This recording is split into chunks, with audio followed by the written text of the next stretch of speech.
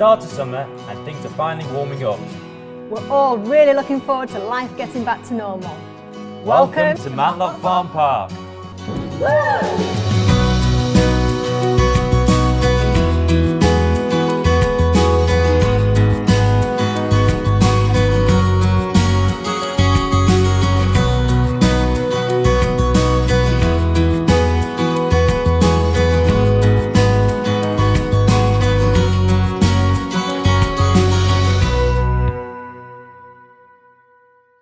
So it's an early morning here at Matlock Farm Park and we're currently in our fallow deer pen, and the reason because is this morning when Eddie did the feed round, he noticed that one of the deers didn't come down to the feed, and that's because we believe there could be a baby fawn in here. So when a fallow deer, a majority of deers, when they give birth to a baby fawn, they hide them away into the woods. So they've got great protection here. So we're going to have a scout around, see if we can see a fawn. Fingers crossed that they have had one.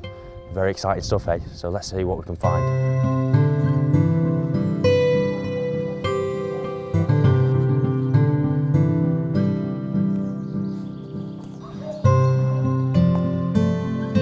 And there we are, guys, look.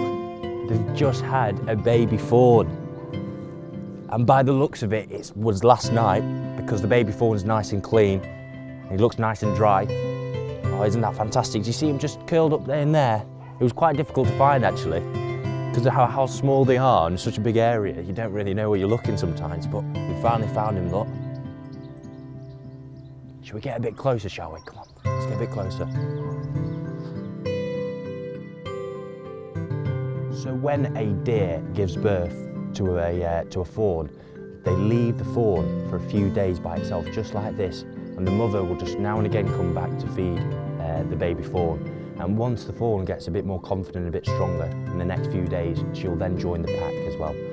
But if you're ever out in the wilderness, in the forest or whatever, and you do see a baby fawn, it's really important that you just leave her alone, because her mother will be close by to be able to come back and feed her. So you can just see the mother in the distance. She's just keeping a close eye on us, making sure that her baby fawn is okay. She's being a good mother. And that lets us know as well that she's actually going to be looking after the baby fawn, because that's always a question which we always have to ask, is if the mother is actually going to mother the baby fawn. And on this occasion, we've got the mother looking at us, so good step forward, hey?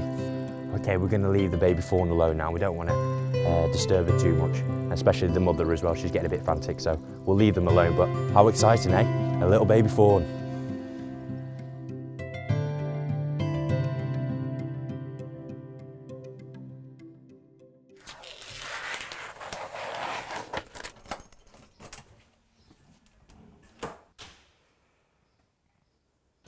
Wow, I have not been in here for ages. Gosh, we've got a lot to do. We have.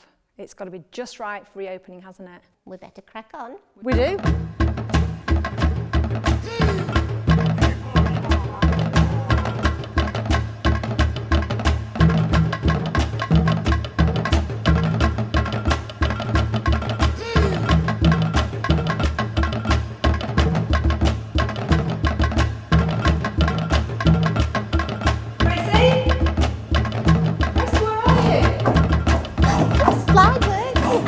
Come on, you!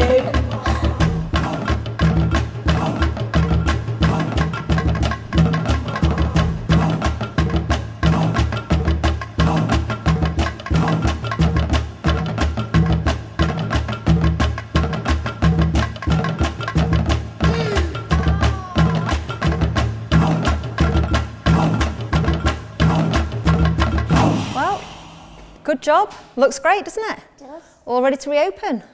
Can't wait.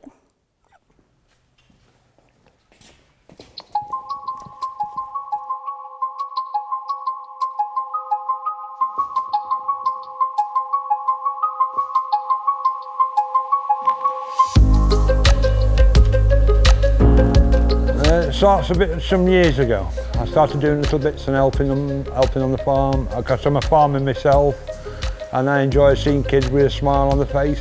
I've always worked at a farm, and I worked on dairy farming. Then we went on to beef. Then we went on to cattle and sheep, and then cereals. And it's a nice way of life. everything's got to be fed before puppets comes in. Yeah, making sure I do all the carving and lambing and the baby goats reflect on the farm park. It's Walter, they call him Walter, but I call him Wally, and he's a wallaby, and kids love him. They love him to bits. He's an animal that comes to kids, and he's there straight away. When the public comes into him, he's looking forward to seeing them. I think it's nice to see a kid with a smile on its face, and they can stroke the animals and they relax in their mind, and it's a way of life, and it's how it should be.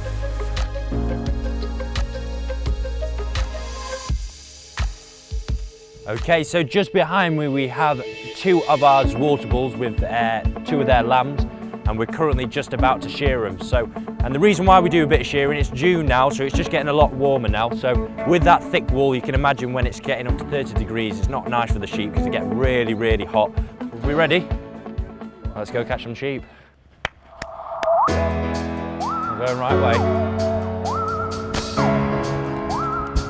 Wrong way.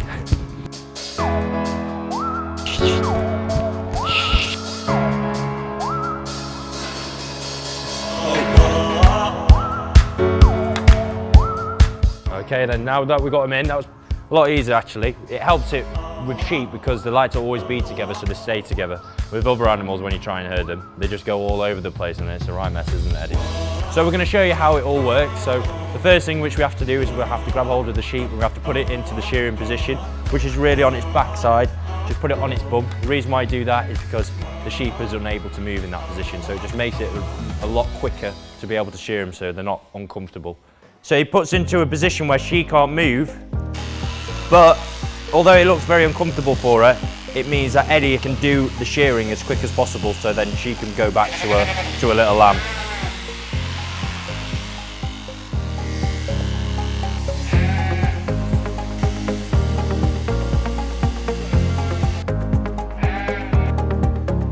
So what we do with the wool is that we bag it up into this big bag here. After that, we sell it on. We have to shear the sheep, so we have to get rid of the wool, so it's beneficial anyway. It's got a very oily texture to it. It's got natural oils. It keeps them nice and waterproof, but it's not very nice on your hands. But anyway, we'll wash our hands. There's no trouble. We get all sorts on us, poo, wee, everything, don't we, Eddie? Being farmers. So that's the shearing done. One of the main things which we have to do for the sheep, for the general health, but also the other thing which we have to do is make sure that their feet are nicely clipped so they don't get any infections, and Kate did that earlier, so we're just about to take that out.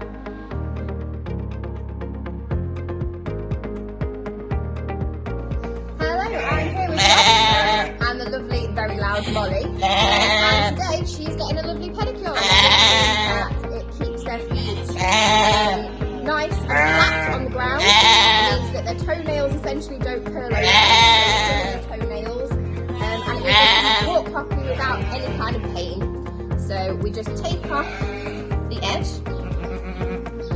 So if you can see, this bit here is like our fingernails, and we have to give it a bit of a trim.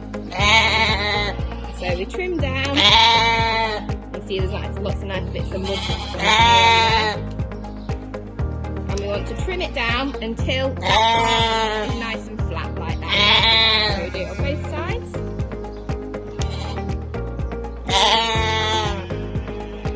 And then you can see they've got a nice flat hoof to walk on.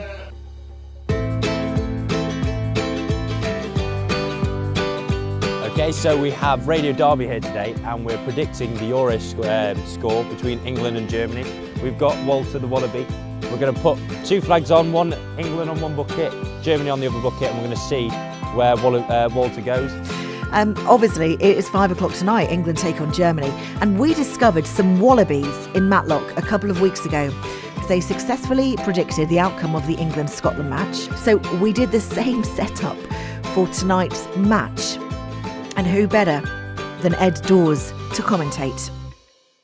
Walter really is looking on form today, and of course we've got a cockerel taking up the role of referee today. So here he comes, and it's Germany that Walter has gone for. Now, was his foot over the line? We've had notification, yes, VAR are going to look at this, and it is. VAR has confirmed that it was offside.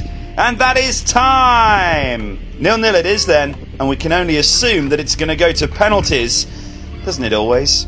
Exactly. Well, if he is right, he's right. I mean, it's Walter's decision at the end of the day. If he picked England and he was wrong, then we would be wondering what Walter was doing. He hadn't performed, but we'll see, eh? We'll see him on tomorrow evening. What's it, 5 o'clock? We'll see if he actually got it right.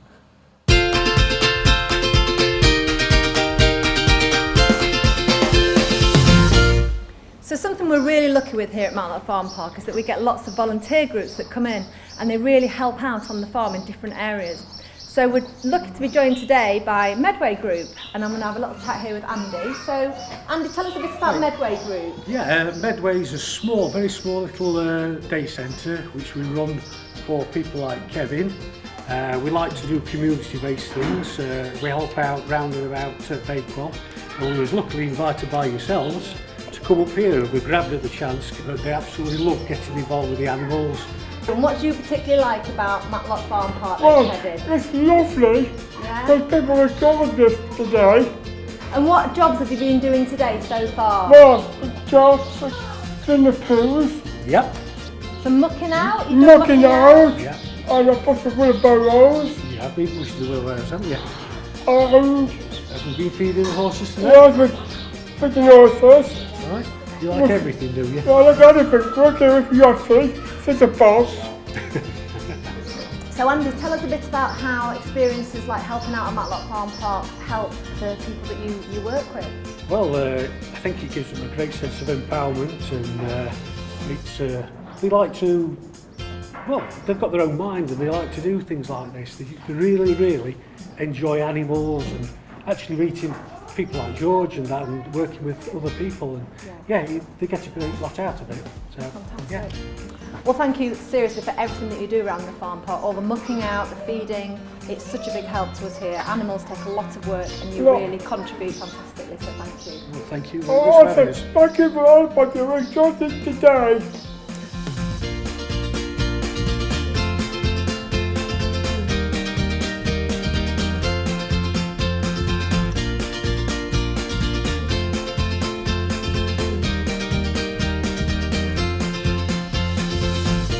George, what's happened to the weather? You said it was going to be hotting up. I know, I thought it was. But to be fair, it's freshening up the grass. The animals are a lot happier because they're able to graze on it, and a lot of farmers will be happier. But we're still out in this, aren't we? 10 till 5, open every day. We are, we're open no matter what the weather. So we've got loads going on over the next couple of months. It is, of course, the school summer holidays, isn't it? I know.